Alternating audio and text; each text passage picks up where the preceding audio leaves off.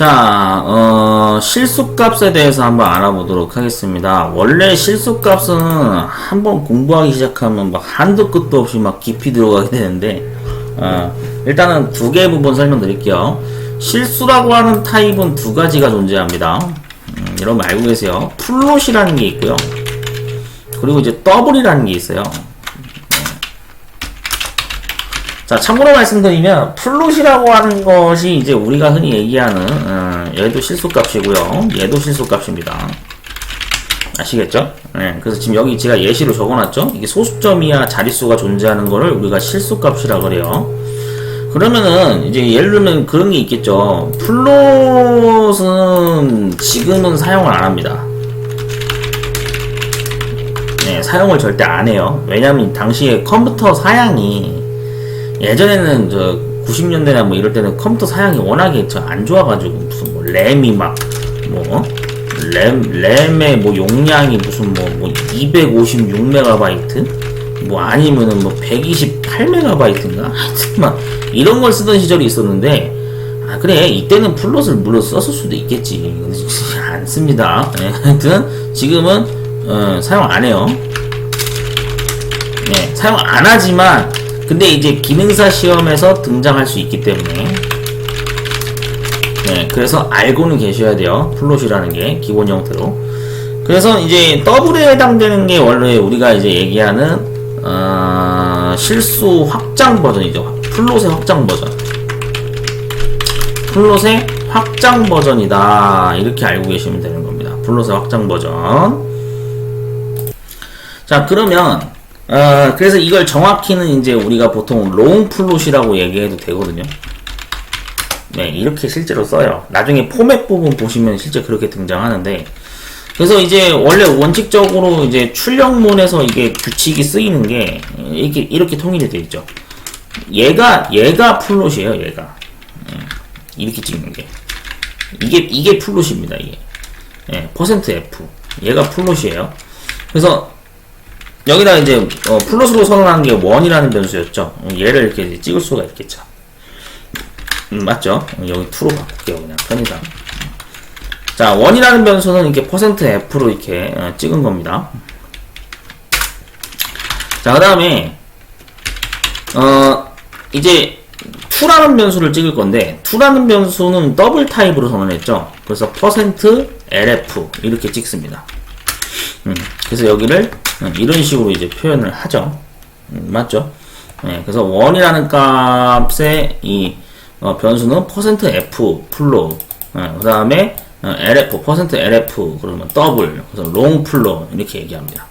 참고로 말씀드리면 이제 기본 형태는 일단 이 사실을 여러분들이 꼭 알고 계셔야 되고, 그래서 실행을 이제 해보면은 당연히 뭐 기본값으로 찍혀 나오는 게 있겠죠. 맞죠? 네, 줄바꿈 해놓고 찍어볼게요. 자, 실행을 해보면 어떻게 됩니까? %F로 찍은 1이라는 변수값은 2.345000 찍혀 나오고, 그 다음에 %LF로 찍은 2라는 변수는 42.325400 이렇게 찍혀 나오죠. 예, 소수점 이하 6자리가 찍힌다는 사실도 알고 계셔야 되겠죠. 예, 그래서 원래 따로 그 기본 형태가 자릿수 지정을 안 한 상태입니다. 지금 자릿수 지정을 안 하면, 네, 기본 이제 소수점 이하 6자리를 찍어줍니다. 네, 이 사실을 좀 알고 계시면 좋겠죠. 자, 그러면은 이제 중요한 거는 또 여기에서 좀 더 깊숙이 이제 들어가야 되는 부분이 좀 설명을 많이 제가 덧붙이긴 할 건데, 영상을 어차피 나눠서 올릴 거니까요. 일단 기본 내용은 일단 이 부분은 숙지를 하셔야 돼요. 아시겠죠? 여기까지 꼭 숙지를 해주셔야 돼. 시험 문제 자주 등장하니까요. 자, 이제 중요한 게 하나 있는 게 뭐냐면, 이렇게 실수값으로 찍는 개념을 우리가 보통 뭐 전문 용어로 뭐라 그러냐면요. 정보 처리 기능사에는 현재 필기에서 그 과목 중에 전자계산기 구조라는 게 있거든요.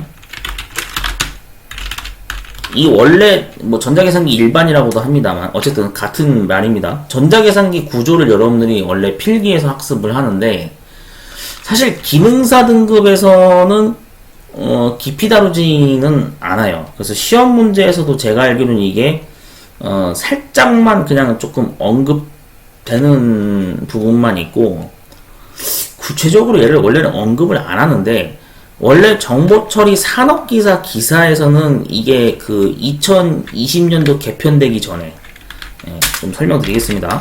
정보처리 산업기사 정보처리 기사 개편되기 전에 20년도 개편 전에는 얘는 정보처리 기사는 20년도에 개편했고 정보처리 산업기사는 22년도에 개편했죠. 각각 이렇게 됐죠. 그래서 이거 개편되기 전에 개편 전까지는 뭐가 이게 등장을 했냐면 부동소수점 개념이 등장을 했었어요. 부동소수점 이 개념을 좀 어느 정도 기본 지식을 요구하는 형태의 문제가 나왔었거든요. 이 전자계산기 구조 과목에서. 그러니까 왜 정보처리 기능사 실기 문제에서 이 더블 타입이나 이런 거를 선언했을 때 우리 앞전에 그 시험 문제로 그게 등장을 해서 논란이 됐었잖아요.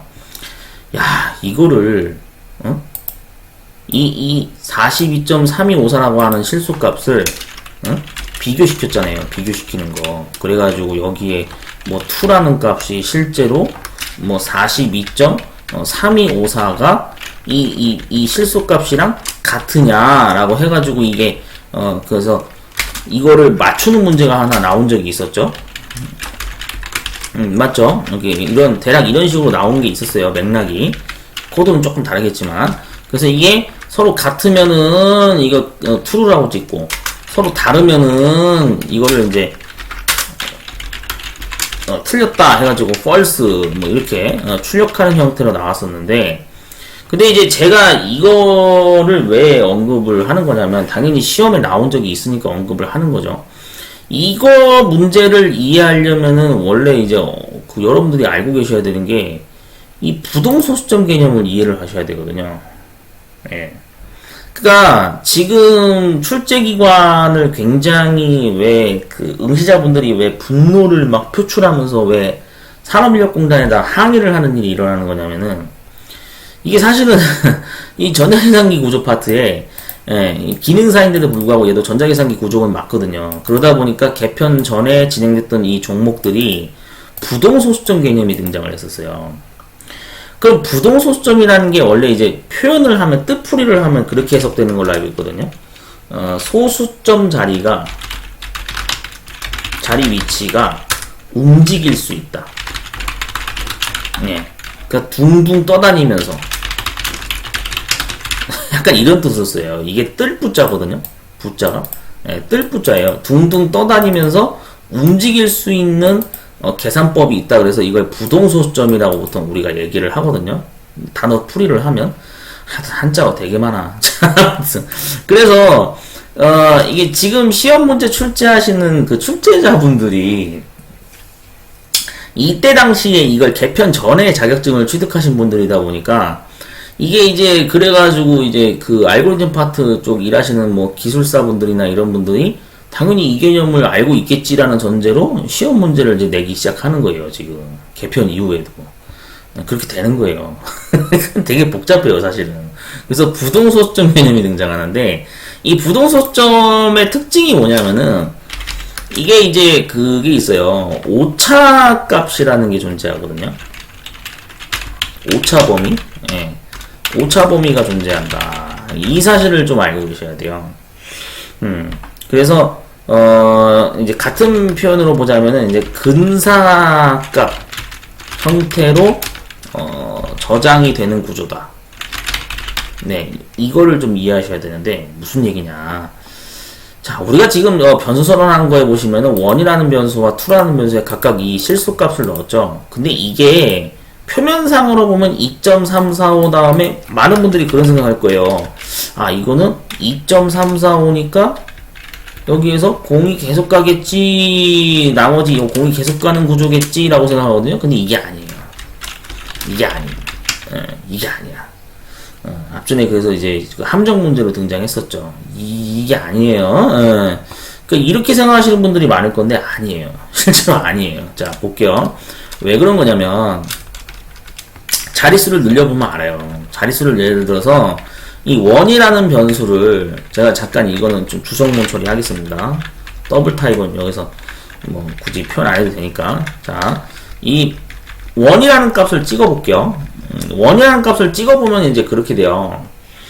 얘 같은 경우에는 기본은 원래 2.345로 찍혀 나오는 게 맞아요. 얘도 지워야지. 잠깐 지울게요. 자, 실행을 해보면 2.345,000 이렇게 찍혀 나오죠. 보기에는 분명히 여기에 0이 계속 이어지겠지 생각하는데, 근데 이게 아닌 것들. 이게 함정 문제예요. 함정 문제. 그래가지고 어떻게 되는 거냐면은 이게 실제로 여기에 한 30짜리만 찍어봐도 딱 한눈에 알 수 있거든요. 소수점 이하 30짜리로 이게 찍어볼게요. 그래서 점 입력한 다음에 이 자릿수를 지정해주면은 그 자릿수만큼 소수점 이하 자릿수를 표현할 수 있습니다. 출력을 해보면은 뭐 이딴 식으로 나오죠. 2.345까지는 뭐 000까지는 이렇게 정상적으로 보였는데 이 이상 가서 보니까 뭐 이상한 값이 찍혀 있어. 이게 뭐예요? 오차 범위 값이죠. 그러니까 정확히 2.345로 저장이 안 된다는 얘기죠. 나는 그냥 목적상 2.345라고 저장을 하겠다라고 컴퓨터한테 명령을 내렸는데 사용자의 의도와는 다르게 컴파일러가 어떻게 하는 거예요? 이거를 컴퓨터가 저장할 때 오차 범위 값이 존재되도록 저장이 되는 거죠. 그러니까 이게 왜냐면은 이제 그것 때문에 그래요. 원래 여러분들 소수라는 개념은 좀 알고 계셔야 되는데 실수 값은 뭐라 그래야 되지? 정밀하게 계산을 해야 되거든요. 좀 알고 계셔야 돼요. 뭐 그냥 이거는 단적인 예시인데 왜 실수 값을 이제 정밀도를 따지는 거냐면은 이 정밀도를 따진다 그렇게 얘기하거든요. 왜 정밀도를 따지느냐? 정밀하게 계산을 해야 되는 경우가 생길 수가 있어요. 예를 들면 그런 거지. 여러분들 지금 현재 우리 현실 세계도 그러지만 무슨 북극 고도가 무슨 37도 몇 분만 그런 거 예전에 드라마에서도 나왔던 것 같은데 하여튼 각도 계산이라든지 어떤 우주 발사체 로켓 발사체를 정밀하게 각도 계산을 해야 된다. 그러면은 실제로 이 실수값 정밀도를 굉장히 심하게 따지거든요. 그 다음에 우리 일상생활로 또 밑에서 설명드리자면은 원래는 이건 이제 아날로그 컴퓨터에 해당되는 게 원래 필요하다고 하지만 왜 그런 거 있잖아요. 지진파 측정하는 거. 여러분 지진 강도 얘기할 때 지진의 강도를 얘기할 때 보통 어떻게 얘기합니까? 그냥 3 이래요? 아니죠. 3.0 항상 이렇게 얘기하잖아. 아니면 진도 3.4 진도 4.6 이런 식으로 얘기하죠. 그러니까 이건 실수잖아. 근데 표면상으로는 4.6이라고 하지만 실제로는 어떻게 되는 거예요? 실수라고 하는 거는 원래 무한소수로 뻗어나가죠. 무한소수. 원래 여러분 소수라는 실수라는 개념은 무한소수 개념입니다. 무한소수 개념. 그냥 자릿수를 표현할 때 그냥 일정 자릿수만 그냥 적당히 찍는 거지. 사실은 그래서 여러분들 실수라는 값 개념 자체가 원래 어떻게 되는 거예요? 계속 자릿수가 뻗어나가요. 자릿수가 무한 자릿수로 뻗어나가는 거죠. 이 개념이죠, 원래. 수의 범위라는 게 딱히 정해져 있습니까, 원래? 없죠. 근데 이제 그냥 우리가 이제 형식적으로 얘기할 때는 이 자료형의 어떤 표현이 무한하게 계속 표현할 수는 없거든요. 그러다 보니까 이 플롯이나 더블에 원래 해당되는 자료의 표현 가능한 범위가 있어요. 자료의 표현 가능한 범위가 존재하기 때문에 그래서 최대한 그래도 가까운 값 형태로 저장을 이제 해야 되다 보니까 이게 완전히 그냥 이 오차 범위 없이 저장을 할 수가 없어요. 그게 불가능해요. 왜냐하면 실수라는 개념은 정밀하게 그 비슷하게는 맞출 수가 있어도 완전 똑같이 맞추거나 하는 그런 거는 불가능합니다. 약간 그런 형태가 좀 존재해요, 특징이. 그래서 정밀도를 이제 좀 따지는 개념이 있다 보니까, 그래서 이 부동소수점 개념이 이제 여기서 언급이 되는데, 지금도 제가 이걸 원래 이제 따로 뭐 하자면 검색을 해가지고 뭐 수의 표현 범위도 봐야 되고 원래 그래요. 그냥 제가 단적으로 보자면 이제 이런 걸 여러분들이 이해를 하셔야 돼. 아, 근데 도대체가 이게 뭔 소리인지 뭐 알아먹을 수가 없어요. 그러시는 분들도 있겠지, 당연히.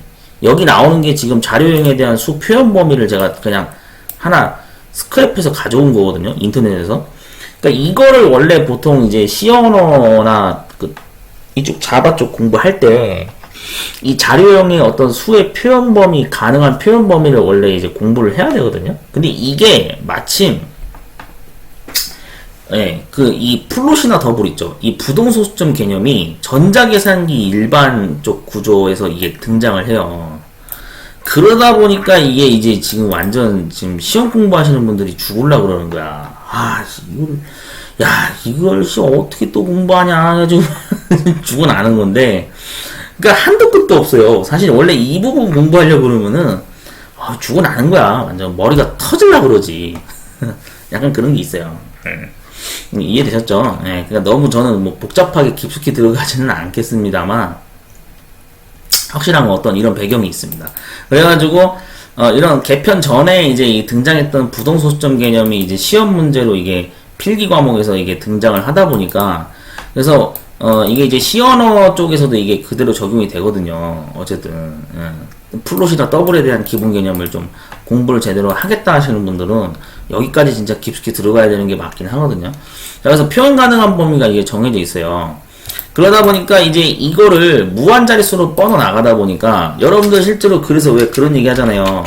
자격증 시험 실제 제가 왜 항상 동영상 올린 것 중에 아마 보신 거 기억나실 건데, 자격증 시험 합격률 통계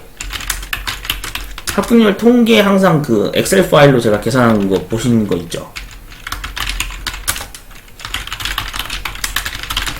이걸 아마 시청하신 분들 있을 거예요. 이게 합격률 통계를 낼 때 여러분들이 알고 계셔야 되는 게, 단적으로 보면 그런 거지. 자, 예를 들어서 뭐 여기서 합격 인원이 예를 들어서 뭐 30명이고 응시 인원이 여기 단적으로 보는 거예요. 그냥 편하게 그냥 보세요. 이해되셔도 되고 안 되셔도 되는데, 예를 들면 여기 응시 인원이 뭐 예를 들어서 뭐 2,300명이 만약에 봤다. 그래서 이거 합격률을 계산하잖아요. 맞죠? 그래서 여기에서 이 합격 인원이 30이고 이거 나누기 응시 인원 전체 인원을 이제 환산하면은 뭐 0.013 043478 막 이런 식으로 나온다는 얘기죠. 근데 이게 이제 원래 이렇게 표현하게 되면 이게 어떻게 되는 거예요? 소수점이 늘어나면은 이거 계속 늘어난다고. 이거 잘 보세요. 이거 계속 늘어나요. 제가 자릿수를 여기 이거 해볼게요. 자릿수 늘림하면은 계속 늘어난다고. 계속 간다니까? 이런 식으로. 일정 수준 이상 나오면 계속 공이 뭐 찍혀 나오거나 하겠지. 이렇게 되겠죠. 근데 중요한 거는 얘를 이제 어떻게 해요? 그래서 이거 우리가 할 때 이걸 퍼센트로 환산하잖아요. 백분율로. 그럼 백분율 환산하면 합격률이 뭐 1%, 소수점 또 늘려보자 하니까 1.3% 막 이런 식으로 나오는 거지, 이게 합격률이. 맞죠? 그 앞전에 정보처리 기능사 우리 합격률 나왔을 때 뭐 1.6% 나왔다 막 그런 얘기 했었잖아요. 이게 이런 방식으로 지금 이게 부동소수점 방식으로 이게 계산되는 거거든. 그러니까 얘도 이제 자릿수를 계속 늘리다 보면은 어떻게 되겠어요? 계속 나오겠지, 이런 식으로. 맞죠? 이런 식으로 계속 나오는 거야. 원래 합격률이 계속 자릿수가 늘어나요, 이런 식으로. 이런 식으로 표현을 하는 거거든. 그러니까 그냥 표면상 적당히 자릿수를 한 자리나 두 자리로 그냥 찍어가지고 뭐 반올림 계산법을 한다든지 그런 식으로 표현하다 보니까 이게 이제 그냥 표면상 우리가 보일 때는 그냥 이렇게 보이는 거지, 사실은 원래 어떻게 되는 거예요? 이게 무한으로 계속 뻗어나가는 거죠, 자릿수가.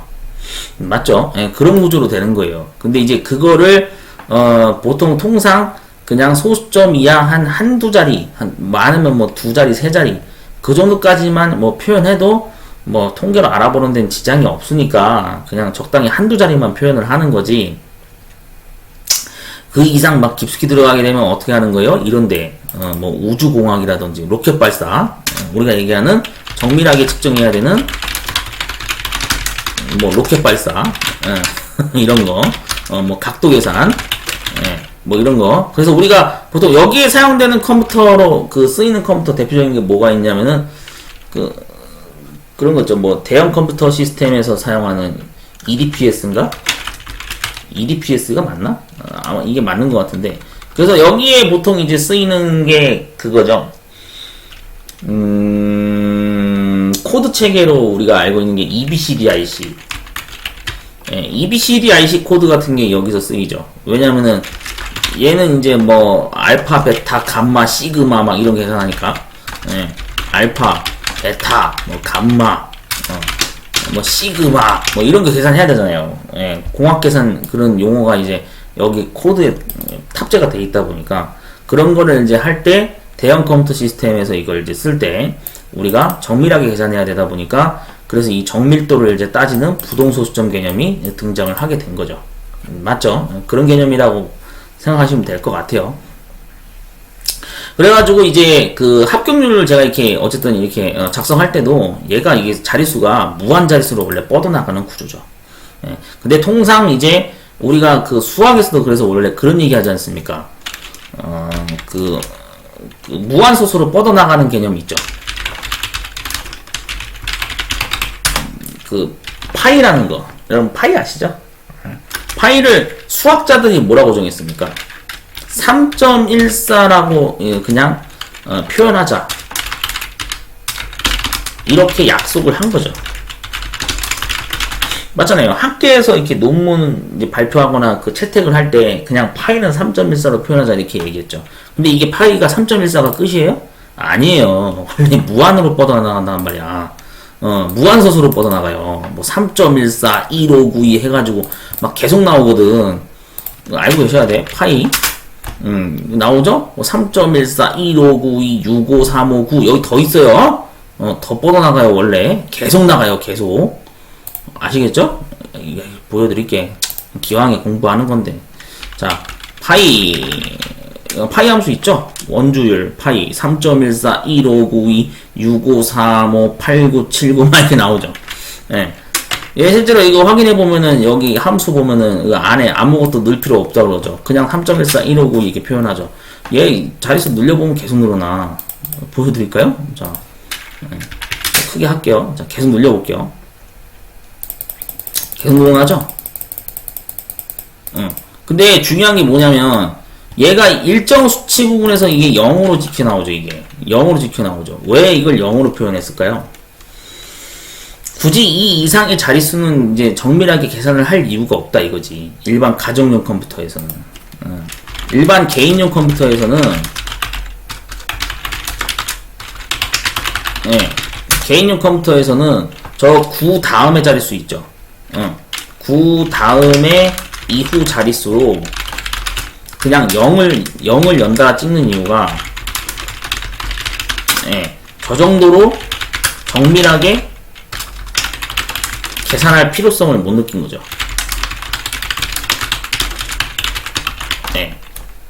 그렇게 된 거죠. 맞죠? 여기 지금 보시면 그렇게 돼 있잖아. 이 9자리. 제가 마우스 커서로 가리키는 이 이후부터는 굳이 정밀하게 계산할 필요가 있어요? 뭐 이게 뭐 무슨 뭐 우주 발사체 로켓 발사를 뭐 계산하는 그런 컴퓨터예요? 제가 지금 사용하는 컴퓨터가? 아니에요. 그냥 일반 가정용 컴퓨터잖아. 맞잖아. 가정용 컴퓨터니까 당연히 이 이후부터는 굳이 정밀하게 계산할 필요성을 못 느끼죠. 근데 이제 아까 말한 대형 컴퓨터 시스템에서는 어떻게 되는 거예요? 이거를 정밀하게 계산해야 되잖아요. 그럼 자릿수를 더 깊이 계산해야 되잖아.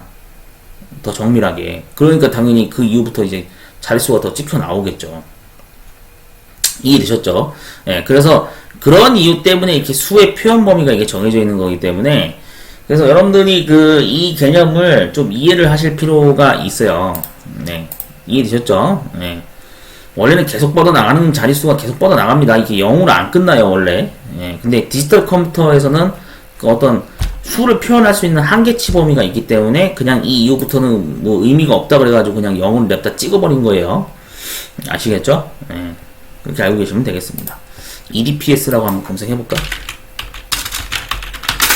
EDPS라고 여기 치면 여기 나와요. 예. 그래서 여기 나온 대로 전자적 데이터 처리 시스템. 그래서 본래 EDPS의 의미가 이것이긴 하지만 일반인의 경우 워드 자격증 같은 것을 따르고 공부하지 않는 이상 이런 뜻은 잘 모르며 주로 밑에서 설명하는 뜻으로 통용된다. 네. 이건 잘못된 거예요. EDPS 일렉트로닉 데이터 프로세싱 시스템 맞죠? 네, 이걸 얘기하는 겁니다. 워드 프로세서에서 실제로 이 용어가 등장을 했던 것 같아요. 제가 보기에는 전자정보 처리 시스템. 네, 이렇게 되는 거죠. 그래서 여기 이거 화면 보이시나요? 이거? 이야, 이거 대형 컴퓨터 시스템. EDPS. 네, 이렇게 나오죠. 그래서 1944년 뭐 마크 원형 뭐 컴퓨터가 그 시초로 뭐 당시 전자계산기로 뭐 등장을 했었다. 그렇게 얘기하는 거죠. 그래서 실제로 여기에 복잡한 의사결정 문제. 그래서 이제 의학계에서 자동 진단 등 미래의 EDPS 응용 분야가 실제로 여기에 쓰였다. 이렇게 되는 거죠. 그래서 이제 EDPS라고 하는 것이 실제로 여기서 보시면은 역사가 나와 있습니다. 보시면은 뭐 여기 나온 대로 연구 및 개발 목적으로 공학적 및 과학적 계산, 제조관리 분야에서 자료 처리 및 사무 관리에 기여하는 바로 이것의 응용 버전이다 라고 이렇게 얘기하죠. 네. 그래서 이 자료 처리는 전체 시스템의 모든 분야를 총망라한 분야로 볼 수 있기 때문에 이것 자체에 대한 정보는 회사의 최고 경영층에 못 도달하게 된다. 뭐 이렇게 뭐 얘기를 한다고 합니다. 네. 참고하시면 되겠습니다.